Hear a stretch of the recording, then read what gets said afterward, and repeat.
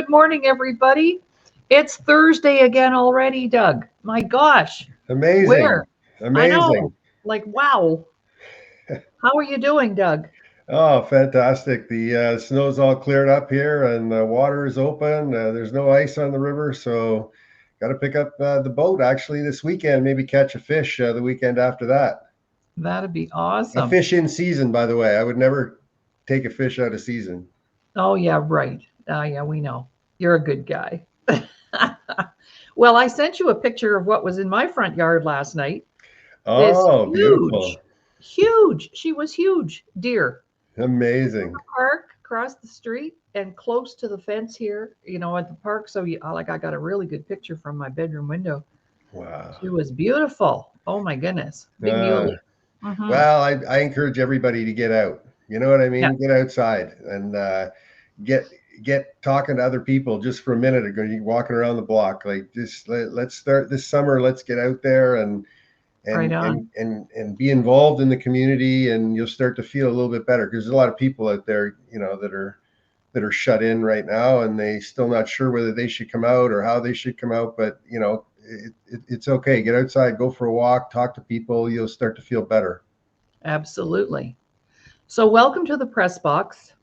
I'm not sure how many episodes we've done. It doesn't really matter. What only thing that matters is our episode today. And we're streaming live right now on YouTube. If you go to YouTube and just search Laurie Davis show host, we're there right now. And also on our Facebook page, Self Worth the Missing Link Superstars. We've got two of them here with us today, three of us here. Um, Self Worth the Missing Link Superstars Facebook page. And you can go in there. And the only thing we ask is that you share the show because we have a really special guest today. And I'm going to ask Doug to introduce him in a few minutes. But there may be just one thing that we say today or our guest shares that may be the very thing you need to hear today or a friend needs to hear. So just be generous and share the show. It doesn't cost anything to do that. And I always tell my team, if you're going to click like, does it take more effort to click share? That's People right. go like, well, how about share? It's the same action, same Absolutely. energy, right? That always amazes me. If you like it, great, but share it. Just like Doug just said. Doug, let's talk about that because there are still some people who think COVID is out there and who haven't actually come out since COVID. They're still locked up. Yeah, it's a fascinating subject, and I think everybody should take an interest in it because it's affecting somebody in our family, right? And if you take a look at the data associated with 9/11, for example, and the small microcosm of New York going through that mental turmoil and that trauma, the data is pretty clear on when we reached the peak. And we really haven't reached the peak yet. The peak, according to the aftermath of 9/11, will happen sometime next winter, getting into the spring next year. So there's going to be a huge migration from indoors to outdoors, from indoors back into society, like a massive migration. And those people, like, the studies are clear. It shows that during a trauma, your amygdala shrinks. So that actually, if you do some research on the amygdala in your brain, you'll see what that drives and the impact it has. Do your Mhm. own research on it. It's important for you and the rest of your family.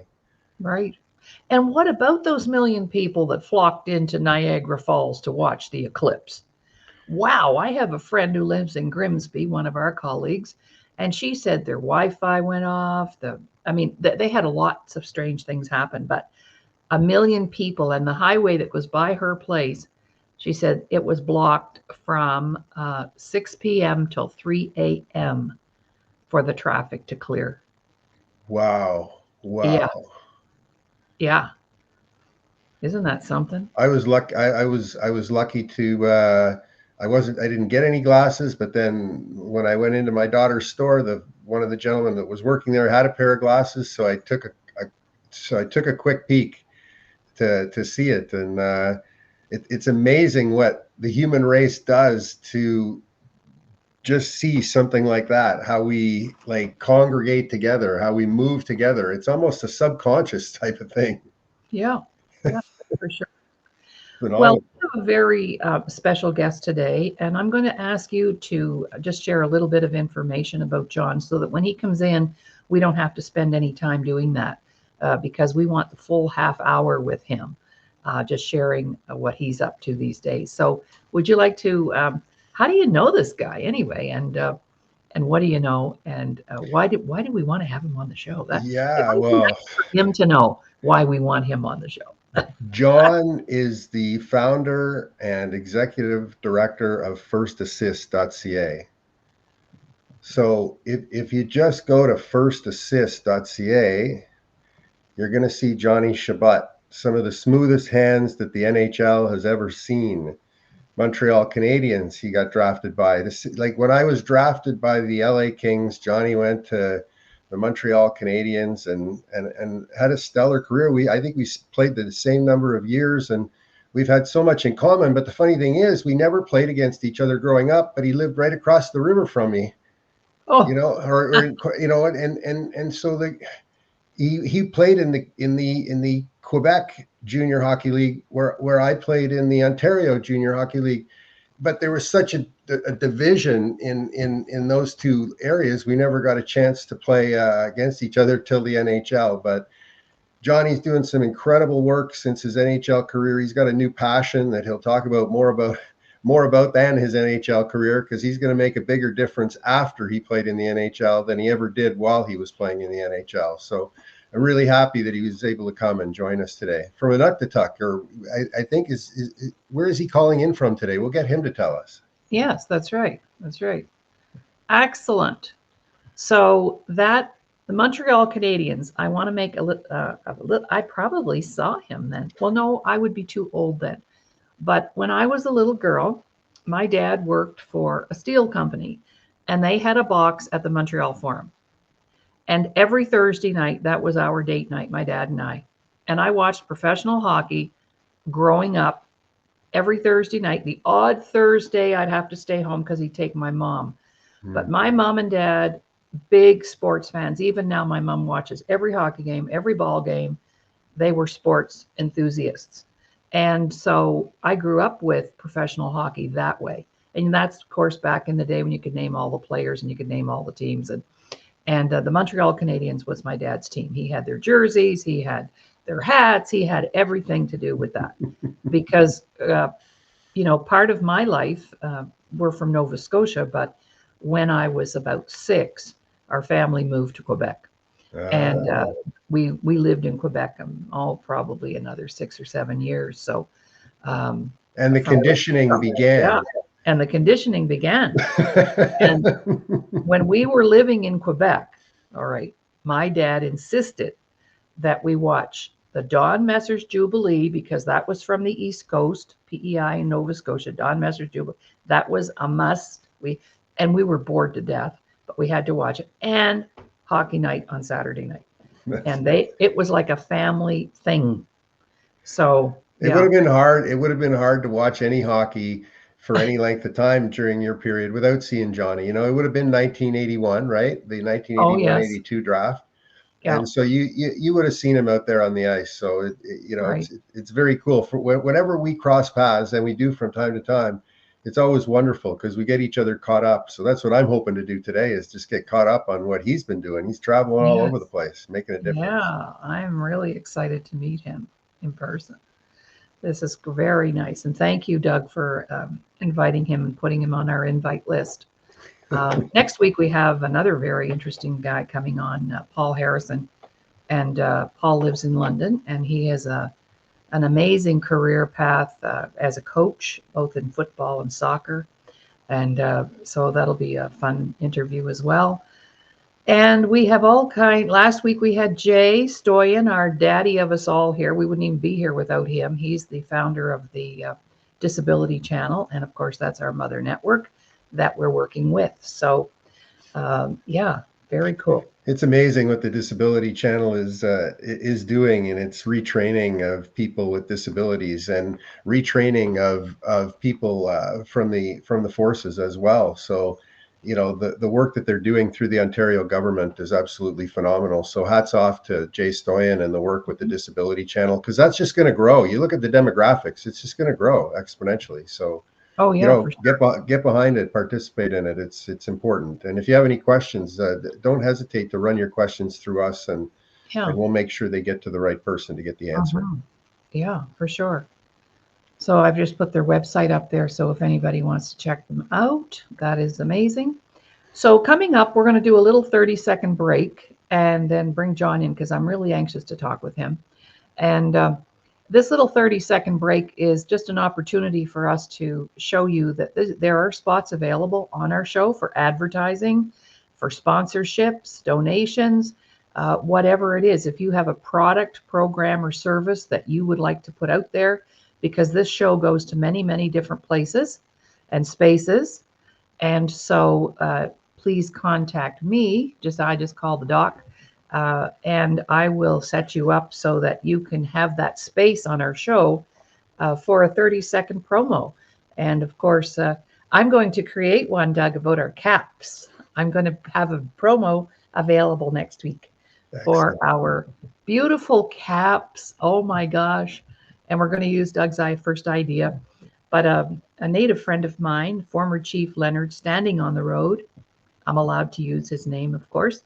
He and I have been in business for 15 years. He and I just started, we bought a septic truck and to provide a service in his community. So because he wanted to start that business so that people in his community could have sanitary removal of their waste out of their septic tanks. That was our first project together. And so we've gone from that to all of our workshops and all that. And then he became chief. He ran 2 terms and won, and then he was appointed Grand Chief of Treaty 6 region. And so now he's retired from that and he's full on in business with us. So he phoned me a few months back and he said, Laura, I need to use, we need a corporation because I want to import something. I had no idea. He's very entrepreneurial. And I said, import what?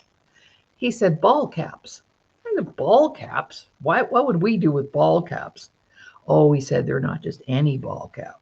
They're made out of cork and they come from Portugal and they're water resistant and they're heat resistant and they're soft and they're beautiful. And I just see us using them to promote what we do. Well, I didn't realize all the paperwork that was required to become a customs broker. But anyway, our company is now officially a customs broker and we can bring stuff in from anywhere. So there were a lot of benefits from getting involved. So the other day, 1,000 caps landed in my front porch. And Chief said, okay, I did the first leg of this. Now this is your job. The next leg is to get those caps out so we can order more. I said, okay, because that's how he and I work. And it's all based on trust. There's no contracts. It's all on a handshake. And I love working like that. And so I said, okay, so this is how many we have to sell to get your investment back. And then after that, it's profit or giveaways or whatever we want to do. So we'll do a 30-second ad. I just did a 2-minute, 3-minute ad.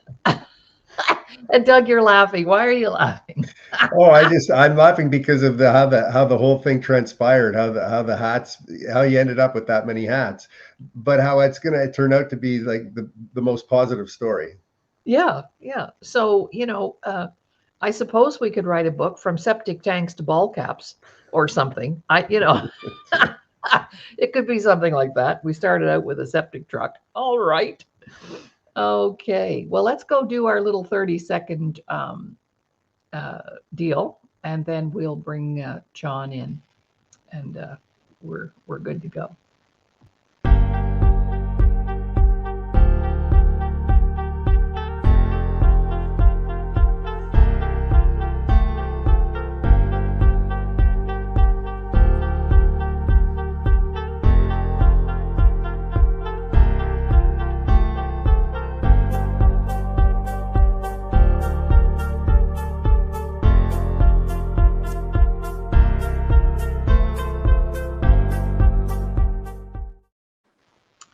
Welcome back, everyone. I'm Dr. Laurie Davis, and you're viewing The Press Box with my host, Doug Smith, and our very special guest, John, I need the correct pronunciation of your last name because so far I have spelled it 3 times the wrong way.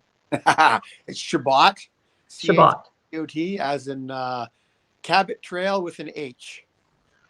Got it. I love that, being from Nova Scotia. Well, I'm Perfect. PEI. My dad was in the forces, so I lived in Oh, Halifax, so I'm a honorary maritimer. So awesome. Okay. Well, good morning and welcome to the show. And thank you, Doug, for inviting John to the show.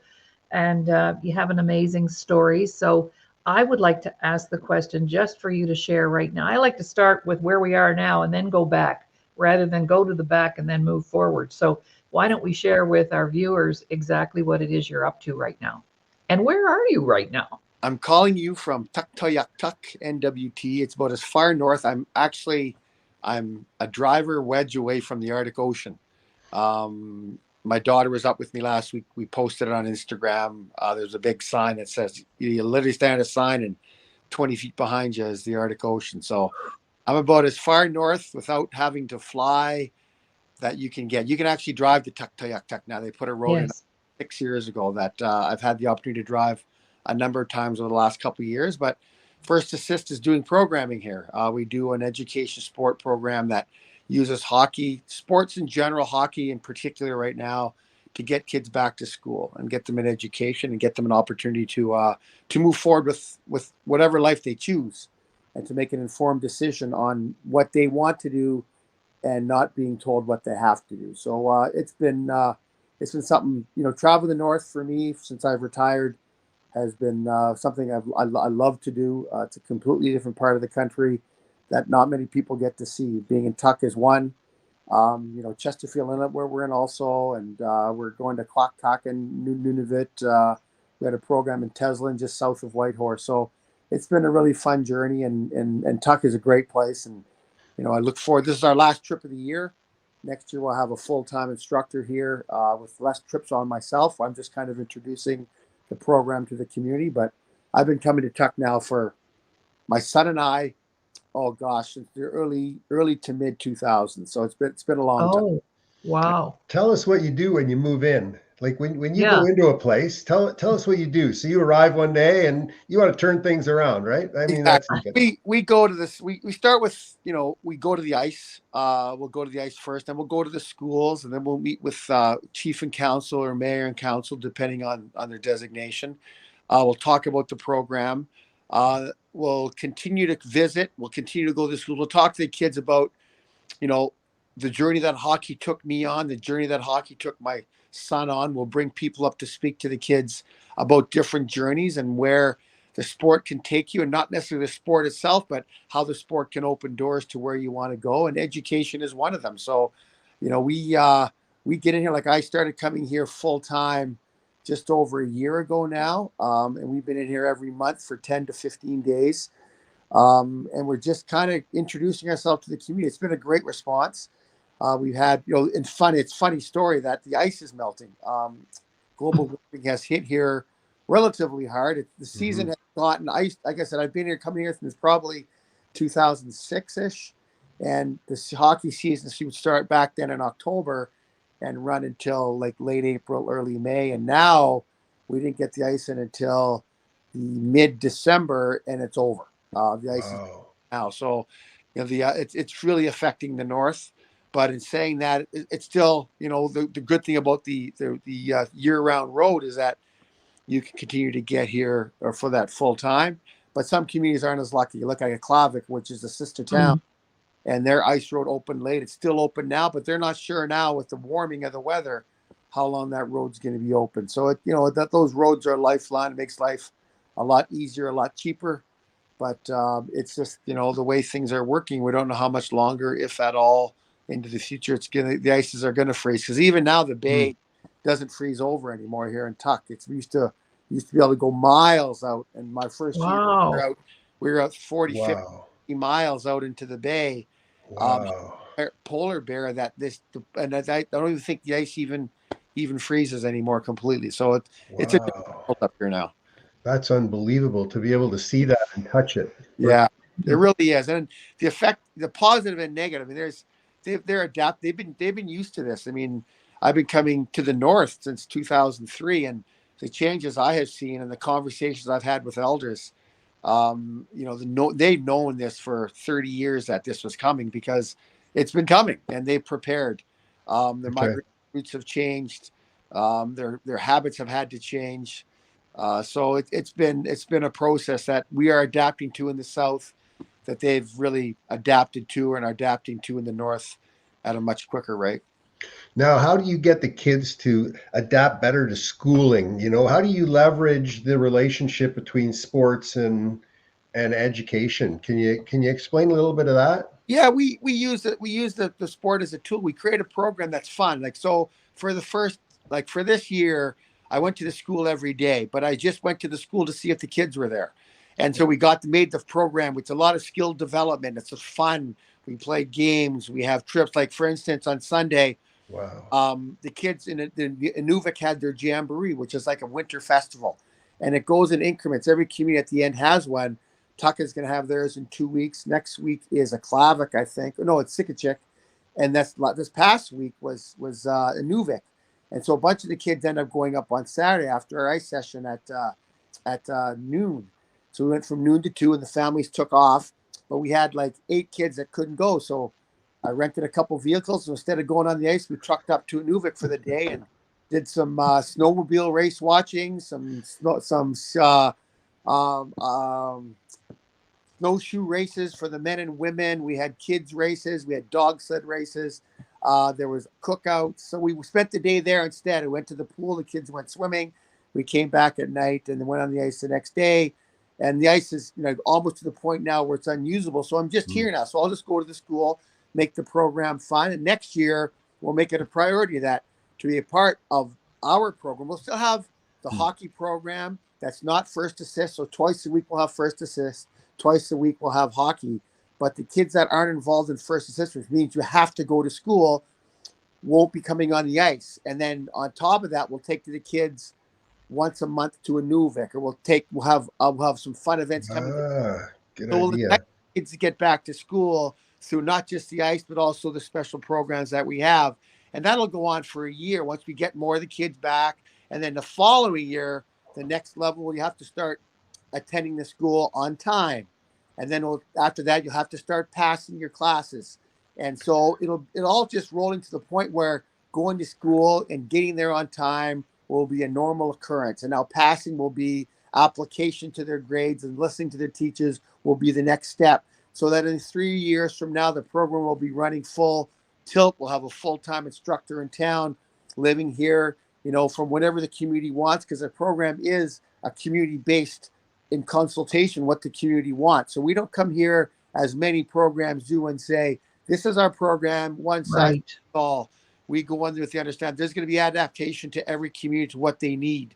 And some more sports, some it's less, some it's more school, some it's less. But with the whole idea that in 5 or 6 years, we give the program to the community and then we move on to the next place, come back and consult if they need it. But we don't want to be in here for years. That's not the point of the program. The point of the program is to create role models and leaders out of these kids themselves. So when they do graduate through at 18, that if they want to go to university in the South, yes. If they want to go work out of community, yes. But if they want to stay in community, well, we can offer them a job. And if the job is in hockey, and that's, as I was talking before, Doug, when we talk about hockey, we talk about everybody's journey and how your journey through NHL, Europe to where you are today is different than my journey was, which included Europe, but I'm off doing something else. And some kids never even get to play pro, but they use that hockey as a destination, as an ability to open the door to an education, which education takes in a completely different direction. So this is a kind of what we try to offer as we move forward with the program, that maybe they won't be playing hockey, but yeah, they'll still be working in hockey as a teacher, as a facilitator, working at the arena, maybe working in another community, getting into travel. And so we try and touch as many bases as we can to fulfill as many dreams and needs to the community. Beautiful. I have a question, business side of me coming out now. Okay. Now, how do you get funded, or who pays for it, or is it a combination of all of the above? It's a combination right now. Eventually, we want to get Laura, Dr. Laura, you've been in the communities, Laura, sorry, and you understand that you never want to give anything for free. In No. communities, even more so, because as my dad said before he passed, which bothered him till he passed, was that we had become a welfare society within our own country.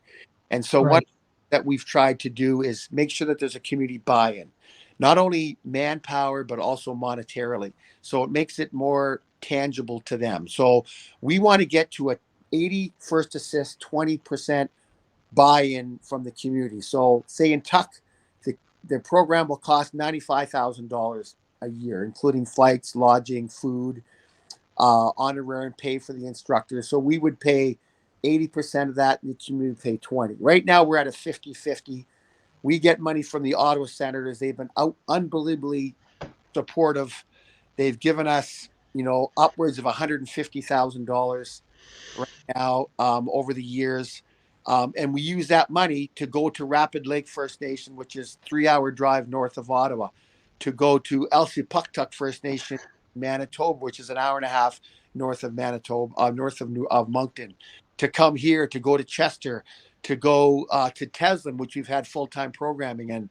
So we've applied. We're a very small charity. We're all volunteer. Nobody gets paid to do this. If you do work like I do, you get paid the work you're doing, but you don't get a salary for just organizing, which I do on my own. So like I'll organize everybody's flights. I'll organize everybody's, visit to communities. We've got Andrew Ansanen, who works for us when he's not doing the show Shoresy. He's a Dene from Lac Brochet, Manitoba. He has been to 6 or 7 communities. So I organize all his travel, his hotels, and that's just what you do as a small charity. You just kind of make it work. And so all the money that we do receive goes right to the community, whether it be through workers that we have there to help offset the cost to the community, to help supply equipment to the community, all kinds of different things. But so we are a full-fledged Canada registered charity that accepts donations, that gives you tax receipts if that's what you need to donate, which is great. We've had, PLC give us a bit of money. We just had our first donation to a course through AFN that has given us $150,000 just 2 weeks ago. It's the first time we've ever gone for that amount of money. So that's going to help us in the Future Generations Fund is what it's called. And it's Reconciliation Residential School Resulted Foundation that we've applied to, because we are dealing with, second, third generational residential school issues in a lot of these communities that we go to. The guy that gets us in here, Jackie Jacobson, him and his wife met at residential school, and they have a residual from that, and they understand the importance of us being in the community to give this programming and this support to kids that in other places and other times wouldn't have that safe place of coming to the arena to be able to participate in a program that's no bullying, that you can be who you want to be, whatever you choose to be, you can be at the arena. And there's other areas in Tuck that have afforded that, but this is one of the reasons we do what we do, is to create a safe place for communities. I've got stories that would blow your mind of issues I believe in it. the community. I believe it. In Fort John, Good Hope, so it's cool. Sorry, I didn't mean to interrupt. No worries at all. I drone on a lot when I talk about this. That's okay. That's because very articulate. Didn't have a chance to talk when you were on the ice, okay? And you're making up for last time. Doug does the same thing. That's my perception. But you know what, John? This is really amazing. You know why? It is. I was in Elsipogtog in 1998 to 2001. I worked in the community for 2.5 years. Wow.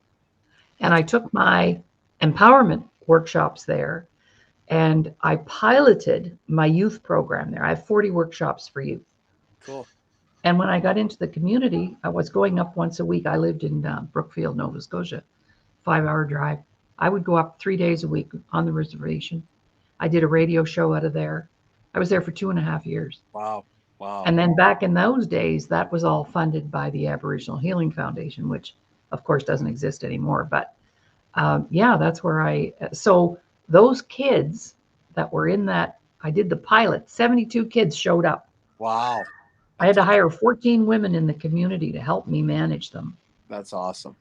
And then those kids are now in their 30s. And they're the ones, I mean, when I was there in 1998, you couldn't even buy a cup of coffee there. Yeah. Yeah. And that's not the way it is now. Oh, right? They've got a So, little there now. They've got oh yeah, artists that are worldwide, that are especially countrywide known, that sell online, and yeah. they've done a nice job. I have some very good friends there. Nice. And That's they just cool. daughter, who's a lawyer, is their lawyer. Oh, cool. Got a huge land claim settlement that's going to be ratified in the coming short period of time here, that they've been planning on, how they're going to invest and what they're going to invest, education being one, their use being another. It's going to be a game changer for that community and that whole region. I think it's going to be the largest settlement in the history of negotiated settlements in Canada. Wow, cool. I better give them a call. Well, I knew there'd be common ground. Yeah. Spock is there now, and he's doing a fantastic job. And my daughter's partner is out of there. They have a house there now. And, an ex-NHLer, you would know him too, Dougie, Everett Santapass. Yes. I know Everett. Out of Big Cove, which is now LC Pucktuck, and he's on. Yes. And so I've had an opportunity. I went back there when I was playing in the NHL. I was a part of the NADAB, which is the National Native Alcohol and Drug Abuse Program. And in my summers, I would travel to communities across the country to talk to kids on, issues. And LC, which was Big Cove back then, was one of the places I visited and met with Everett, not for the first time, because I met Everett when he was a 16-year-old, moved to Montreal to play hockey with the junior Canadiens, and I was playing with the Habs at the time. So we got to renew friendships. And then we've lost touch, and now we've renewed our friendship all over again because of our Indigenous alumni team that I put together, plus the fact he sits on council. So it's been a nice full circle moment for Everett and I. How many guys you got? How many guys you got on the team now? We've got about 30. Really? That's amazing. We picked 7 to 8 to 9 to 10, depending what the community wants. And we came back from Yukon. We had 9 of us go up there last month. We're going to go back and we're going to do another tour through Alberta. So we have, the Brian Trottiers, the Reggie Leaches, all the way up to the Aaron Ashams, the Cody McCormicks that have just retired recently. We've got, a Dwight King who just retired with two rings from the Kings, who travels with us at times. So we can pick names out of a hat and just call people, get a team. And, it's awesome. We go there, we go to the school, we talk to the kids. Everybody tells their story in a nutshell. We have 2 or 3 guys that give more in-depth part of their story. We have the Shoresy guys that talk about, like Jonathan Diaby, who was from Africa, who's now was drafted in the 3rd round. He tells a story about morphing from almost an NHL player and realizing that's not what his life wanted. He wanted his life to be. He's a hip hop artist, and it's just these kids can understand, that they're not alone. Yes. That so many different races of people that are going through exactly what they're going through, and that they have support through this. We try and offer support for these kids emotionally as they leave calls and reach out. And Jonathan's story was absolutely fantastic. And Rick Natras, who was raised by a single mom in Brantford and took the bus to the rink by himself at the age of 9 and 10 years old. These kids identify with that, and these are the stories we try. Absolutely, an Indigenous issue that you can identify with and they're going to offer support to help you move forward. It's really cool. Awesome. And it's all about self-worth. I mean, when you boil everything down, and all the years I've been doing this and trying to help people that are in trouble, it all ends up boiling down to self-worth, right? And feeling like you're loved and people care about who you want to be, right? So it's a simple formula, and you figured that out. That's fantastic. As you know, Doug and Dr. Laurie, that it's all about experience too. You as a young person, and I just interviewed a young kid yesterday for the Hockey Night in Canada and Cree. He's a 16-year-old out of Whitehorse, is a Trondick, and he's going to receive our award for the Brian Trottier Most Valuable Indigenous Hockey Player of the Year award. Now, we've given it to NHL players, we've given it to women's Olympic team members. And he's our 3rd year, and he's a major junior player, but he's 16. He'll probably a top 3 pick in the NHL coming up. And it's interesting that the experience he wants to give back to his community, you can hear that in his conversation, how much he wants to do it, but he doesn't quite know how to navigate the waters. And that's what, what elders in our communities are for, is to help you navigate those waters. And this is where I see myself, and I'm sure, Doug, you see yourself now. Oh, I wish I would have had you, man. I wish I would have had you when I was 18. Shit. And that, yes. We talk about that now, that we wanted to do that when we were younger, but it's sometimes you go in different directions to get to the experience that you have today. And this is kind of what First Assist has morphed into, conversation with my dad and elders in Delaney, NWT, and in Quacktack, and too. So I go to the communities, I talk to elders, I get their stories, and I try to, how can we make this program fit in the situation that these people are in through the elders' eyes, and where they see the community going from now to where they were to where it is in the future. And I try and tie this all together. So it's always, the charity is always in movement, because we never know what the communities want and what their issues are. And the experience that I've had through this and conversations helps navigate to where we want to go and where we want to be. It's a combination lock, right? I mean, every situation you're coming across is almost like a combination lock that you have to be super patient with. Like, you spend so much time on the front end, right? I mean, that's what I'm hearing. And that's where it's important to spend the time, where society is more the opposite of that, right? Like, let's get it going, and then we'll think about the plan after, right? It's good. That's amazing. Yeah, we're very grassroots. I mean, same here. Same here. Yeah, my son and I traveled forever, and we were doing these hockey camps, and we were never, it was a foot in the door. And at one point in time, we would listen to people, and we just said, and in fact, my son is the one who said, Dad, we gotta make this more than what it is. These hockey schools are great, and they are great, but we're almost like, and I'm not being rude here by saying this, we're almost like a white group that just goes in and leaves. And this is the trauma this has caused, and the history of Indigenous people with non-Indigenous has been one of trust that's been broken. And we don't want to be included in that. We want to create that trust where these kids know we're coming back, and whether it be twice a year, then it's going to be 4 times a year, and then it's going to be full time. And that conversation we had, and I go back again to Fort Good Hope, where we came back the second time, and the kids couldn't believe that we'd come back. They said, I know. And, and we did. And it opened up the door. As an Indigenous guy, the trust was always there a little bit more than what a non-Indigenous person would feel coming into a community. But it can be broken, because there's Indigenous people that see an opportunity just like non-Indigenous, and they milk the system for it. We never wanted to be that. We wanted to be that system that they could depend on, and those people that we could depend on.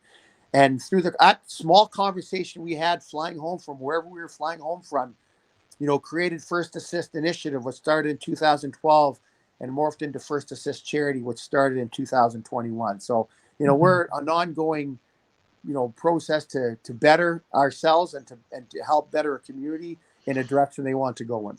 How's the new ownership of the Sens been? You happy? The foundation has been outstanding. The foundation and the alumni has been great. The alumni, every golf tournament, they've given us $25,000 from their proceeds to help. They've been up in Rapid Lake with Laurie Boschman and Aaron Robinson, who was with the Sens, came up, and they saw the need and jumped in, feet first, say, okay, we can help here. And they've been outstanding in helping us move forward. The new ownership, they've created an Indigenous advisory group that's going to help them move forward. They're still trying to figure out what works best, but the foundation they see that connect that they have with us. They gave us $50,000 this year just out of the blue, because they value the relationship, and we very much value what they've given us. Equipment, money. We get tickets for kids that come. The Indigenous night includes, our input. We have dancers, we have drummers, we have food being served, we have the anthem being sung in Algonquin, and these are just first steps. We want to continue to Why is it just once a year? And they're very open to that conversation of having it happen more often. So, this is an interesting relationship that's going to be figured out with new ownership here over the next couple of years. Oh, that's excellent. That's Yeah. excellent. You can see the light. Yeah, for sure. Yeah. John, we're going to reinvite you too on another segment, because not the press, but we'll have you back here for sure. But I've been broadcasting also for 25 years. Actually did the first bilingual Mi'kmaq English radio show in Elsipogtog with Foster Augustine, who owns the radio station there. And he and I did a talk show. I knocked on his door and I said, how would you like to have a professional talk show? This was like in 1998. So he said, oh no, we do bingo and we do music. And we do music and we do bingo. And I said, yeah, I know, that's good. So we did a show and he said, nobody's going to come. You're not going to get one person come on here and talk to you. I said, that's okay. We'll just do it because, so I had my producer from Halifax. He came up and he set me all up. He duct taped wires to the bedroom wall and we had a red speaker phone that we took the calls. 3 months, we broadcast for 3 months. And then finally Foster said, oh no, Laurie, not a good plan. Nobody's doing it. I said, you just wait. And then there was a big blow up in Burnt Church over the lobster fishing licensing and whatever. And the fisheries people were there burning wharves and boats and whatever. And so I get on the air and I say, oh my gosh, is there anybody from the community up at Burnt Church right now who could call in and tell us what's going on? And my poor guy next to me, my partner, he's going, no. And I'm going, yes. And so that's one of the things I did when I was there. But the reason I'm sharing that is I have always had a show called VIP, Voices of Indigenous People. And the Disability Channel, with whom Doug and I are associated, the founder and I will be doing 5 shows a week. And of course, I have to always reserve 1 show a week for Voices of Indigenous People. So we'll have you back. And when you were talking about that group, that alumni group of Indigenous players, they'd be amazing to interview there and here, So anybody that you would like to promote, just encourage them to come on, because having an interview is a very good confidence builder as well. Yeah. And a good experience to have that, so that when they're in the professional arena and somebody shoves a mic in their face, they know how to talk. Yeah. So they don't learn how to do that after, guys. Well, it's more than knowing how to talk. It's knowing how not to let it go to your head. Yeah. It's like, right. All of a sudden you think you're famous and you think you mean something more than you actually do there. Like, well, my story, Dougie, I was coaching in the Island and we had this one guy. He was a good player. He was like at best a 4, 4 defenseman and usually a 5 or 6. And he got a raise, like a huge raise. And the next year, like you said, he just because he made more money, thought he made him a better player. And he thought he should be playing, top 2 and top 4. And I was going, why? He goes, well, I'm making, 5.5 now. And I'm going, you're not just different than the guy who was making 1.5. You're the same guy. He goes, well, I should get more ice time because I made it. No.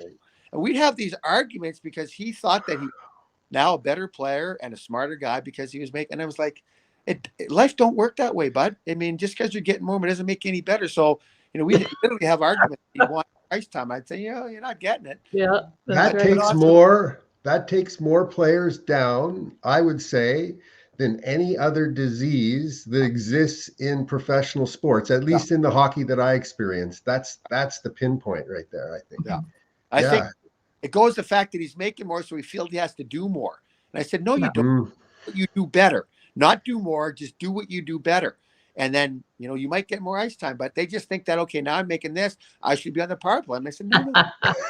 Well, see, the problem with that is, and this goes right back to our, John, I started with 10 workshops and I've created over 1,000 now that actually just support people in that self-worth arena. But you see, when your value is all tied up in what you have, and then what you have goes away, then what happens? I know. Right? It's funny when you talk of that. I got the best quote I ever heard, and it's been used more often now. And I was reading of all things. It was a Sports Illustrated story on retired athletes living in Atlanta. and how they were just there. They weren't doing anything, and they'd meet every other day at this bar for lunch, like we used to do after practice. We'd go for a bar, have a Yeah. couple beers and lunch. These guys would do that. That's all they had in their lives. And Charles Wow. Barkley walked by one day, and the reporter was there, and he goes, "Well, why? Like, what's different between you as a basketball player and this guy who was as good as you were?" He goes, "At one point in time, you got to figure it out. You got to do something that's bigger than you." And as athletes, we've never had to feel that way. We That's always true. felt that we were the story. And you had to think that way, because to be good at anything, you have to think that sometimes you're better than you actually are. Like I tell my kids, I'm going to a game. I played with Guy Lafleur and Marilyn Mew and Steve Eisman. I would go into a game thinking that I was the best player in the team, because that's the mindset you have to have. I look back now thinking what an idiot I was, but it's the same thing. How do you change that to society where, okay, now I've got to think within that bigger group, and some guys can do it and some guys can't. And some guys, Yeah. If you didn't do it, you'd get taken out, right? Because there was always somebody like trying to intimidate you. I always tell people I was paid to knock people down, intimidate them, and take what they have. Yeah. And if I did that really well, I got a pat in the back. Yeah, exactly. Wow. Yeah. Yeah, it's amazing. I've lived by that Charles Barkley thing. Do something that's bigger than you. And so, I'd already thought about that, but it just crystallized, encapsulated exactly what I wanted to do. And so I think that, today's player has more information, they make more money, but a lot of them do understand that there is a platform they can use, and not as the Republicans told whoever it was, LeBron, a couple of years ago, just shoot the ball. I mean, it's beyond that now. I mean, you have a voice, and your platform, you can be heard. And the first people always get slapped down to, stick to what you know best. But you know what? If you have an opinion and it's within the context, I don't see why you can't express that opinion, whether I agree with it or not. That's an opinion out there. So it's true but they still try to scare and intimidate. Like they colored tape when it came out, and then they said that they couldn't be used. That was insane, right? As soon as I saw it, I went, "What are you doing, saying no to that?" Right? I know. Did you hear about that, Laurie? Yeah. Yeah. Okay. Yeah. Well, I've had it said to me. Actually, who has said it, and I know she doesn't mind if I mention her name, but I have a team member who's been with me since 2015, Lisa Horn. And the first time she came to my retreat center to do a workshop just for her own personal work, she came up to me and she said, "Wow, you realize that this is way bigger than you?" So I'm connecting, John, with what you're talking about. Yeah. And I kind of looked at her and I thought, well, who is she to say something like that? She's just been here for a couple hours, but she's very smart. But she came up to me and she said, "What, this self-worth thing? This is way bigger than you." So we do have people along who put us in our place, right? Yeah. So, but anyway, John, our time is running out, and I just hate that, because I could talk to you for days, and I hope that we'll have more conversations, because there's probably some things we can do to help each other for sure. Yeah, for sure. And Doug always has the good questions to ask. So over to you, John, our guest today, John Chabot. I have a friend in Antigonish. You just made me think of him, but his first name is Chabot, and he played hockey too. So I've got to get a hold of him. It's always anyway.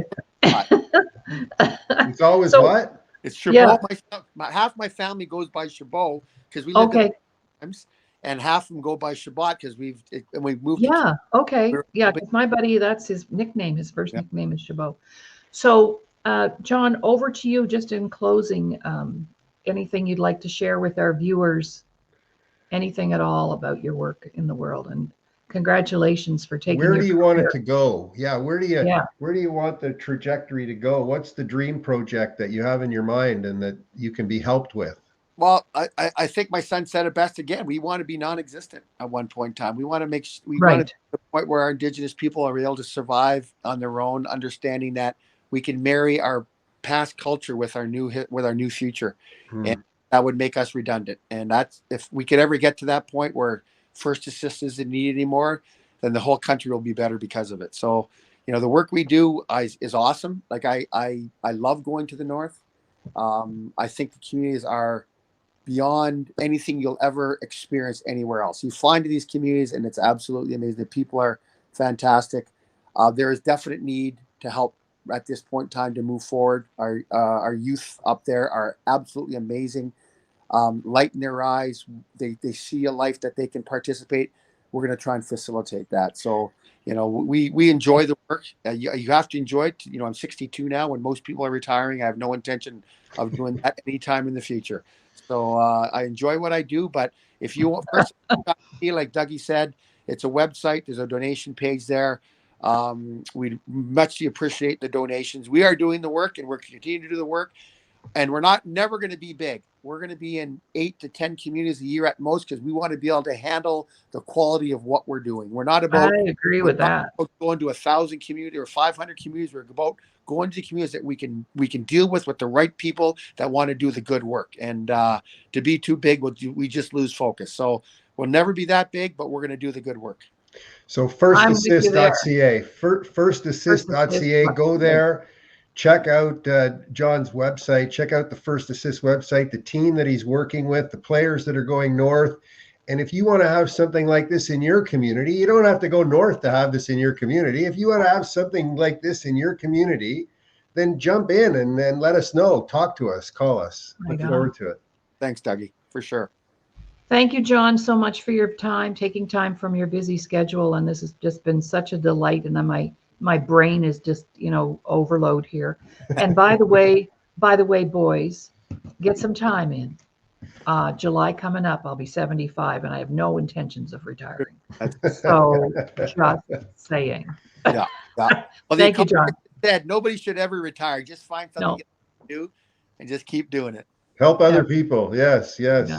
Exactly. Thanks a lot, Johnny. Thank you. Really great to see you. Thanks for having me. Okay. All right. Well, there you have it. What a great guy. What a great project. And I love the way he thinks. He thinks a lot like I do. So yeah, a builder and, quality. Doing something bigger. I mean, that's the message, right? Is quality is out. Everybody needs to do something bigger than themselves, because there's no growth in comfort. If you find yourself comfortable sitting in the shower, sitting in the sun, you're not growing. No, you're rotting. You're rotting. You're going to get burnt or mildew. Yeah, there's no inertia. You're either building it or you're making it shrink. There is no inertia, right? So, and John speaks to that strongly. He says, do something bigger than yourself, and you'll never be falling backwards. You'll always be growing. Mm-hmm. So, absolutely. It was just so wonderful to be able to have played against John all those years and never played with him, but then come together after on the Ottawa Senators Alumni Association. And, mm-hmm. Just to be able to do this today and have this conversation and advance the movement it's such an honor. It's so fantastic. Absolutely. And next week, we're going across the pond here to London, England. We're going to have a special guest, Mr. Paul Harrison from London, and he's going to talk to us about his amazing career and the work in the world that he's done using his coaching skills, both in football and in soccer, and how he has impacted thousands of lives just from his quality of work. Wow. Can't wait to hear that. Soccer's mm-hmm. just so big. We all think that hockey's a big sport, but oh my God, soccer, like all these other sports, like because we live in Canada, we think it's number one, but boy, soccer's just so huge. And every kid I think should be playing it. I would recommend every parent get their kid into soccer because it's not expensive. It teaches you a different asset than hockey. So, my parents put me into everything, right? Yeah, and the disciplines are there. You still have to show up for your game on time. You still have to wear your uniform. You still have to, the discipline goes with it is what is meant. And I heard John comment on that. Mm-hmm. Getting the kids to school on time, getting them to take responsibility. These are all things that they're accomplishing using the sport to help accomplish. Yes, looking forward to that, right? Mm-hmm. It's looking forward to something that's not bad for you. You're looking forward to something that's actually good for you on many, many levels, right? So absolutely incredible. Absolutely Yeah. incredible. Wonderful. Well, I was sharing with my client yesterday as I was driving her home after having been here for 30 days. And I said, right now you're just crossing addictions. And she said, what do you mean? And I said, well, you're giving up the addictions that don't support you, and you're going to take on some addictions that support you. And success is very addictive. I And love it. the more you have a little taste of it, then you want more, kind of like a drug. Yeah, This whether it's in hockey or Yeah, whether it's in making your room, like that's cleaning up right. your room, right? Right. Yeah, it's going to support you. Mm-hmm. So it's a good addiction when it supports you. Ah, fantastic. I can't wait to see what happens, the fallout from that long and enduring case, right? That John is looking at, and that should come to fruition, in the government with respect to Yeah. the funding. Mm-hmm. It's that'll be fascinating to watch that story. Like our guests Oh, should be yes. watching that story as well, right? For sure, for sure. All right. Well, Doug, our time is pretty much up. So I just want to thank you for having me, and for John, and introducing us to John. And what an amazing guest.